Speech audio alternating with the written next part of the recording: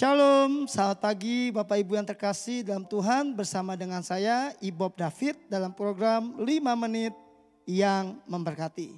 Hari ini saya ambil dari Efesus 6 ayat 5 sampai ayat yang ke-7. Dikatakan seperti ini Bapak Ibu. Hai hamba-hamba, taatilah Tuhanmu yang di dunia dengan takut dan gentar. Dan dengan tulus hati sama seperti kamu taat kepada Kristus. Jangan hanya di hadapan mereka saja untuk menyenangkan hati orang, tetapi sebagai hamba-hamba Kristus yang dengan segenap hati melakukan kehendak Allah. Dan yang dengan rela menjalankan pelayanannya seperti orang-orang yang melayani Tuhan dan bukan manusia. Tadi pagi dalam perenungan saya diingatkan suatu ayat dari Kolose 3 ayat 23. Tetapi ketika saya coba menjabarkannya, korelasinya dengan Efesus 6 ayat 5 sampai 7 ini pas banget. Ternyata Rasul Paulus menuliskan untuk jemaat di Efesus dan di jemaat di Kolose itu sama. Ini bicara tentang motivasi hati, tentang ketulusan hati dalam melayani.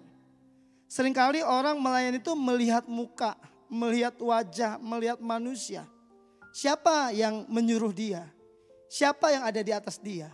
Dari ayat ini jelas dikatakan, hai hamba-hamba, taatilah Tuhanmu yang di dunia dengan takut dan gentar. Dan dengan tulus hati sama seperti kamu taat kepada Kristus. Rasul Paulus jelas menuliskan kepada jemaat di Efesus, kalau kita punya Tuhan di dunia ini, kita juga harus taat dengan mereka dengan takut dan gentar. Tidak hanya takut gentar, tapi tulus hati. Bahkan bisa dikatakan sama seperti kita taat kepada Kristus. Ada satu kata-kata suka berkata begini, bagaimana mungkin kita mengasihi Tuhan yang tidak kelihatan, tetapi kita membenci manusia yang kelihatan. Orang bilang bohong.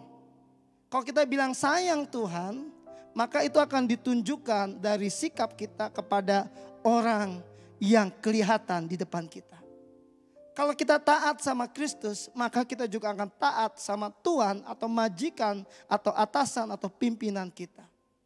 Bahkan dijelaskan oleh Rasul Paulus di ayat 6, jangan hanya di depan mereka saja untuk menyenangkan hati orang.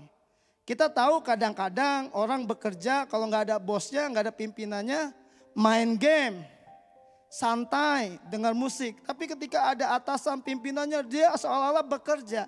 Ini yang dikatakan mereka hanya di hadapan tuannya saja menyenangkan hati orang.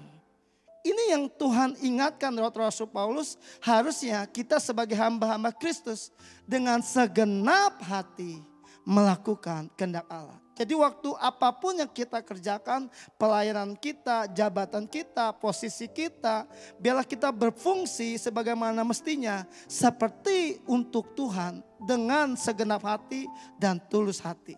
Bahkan di ayat 7 dikatakan, dan yang dengan rela menjalankan pelayanannya seperti orang-orang yang melayani Tuhan dan bukan manusia. Hari ini saya kedatangan tamu-tamu teman-teman saya yang ikut sama-sama dengan saya. Ada yang dari Depok, ada yang dari Sawangan, ada yang dari Jakarta Barat, ada yang dari Cibubur lagi OTW. Saya melihat mereka datang, saya percaya mereka hamba Tuhan. Mereka pasti tahu ayat-ayat ini. Biarlah kita semua Bapak Ibu pagi ini, biarlah kita dasarkan semua sikap dan tindakan kita seperti untuk Tuhan, bukan untuk manusia. Maju terus, pantang mundur, Tuhan Yesus memberkati.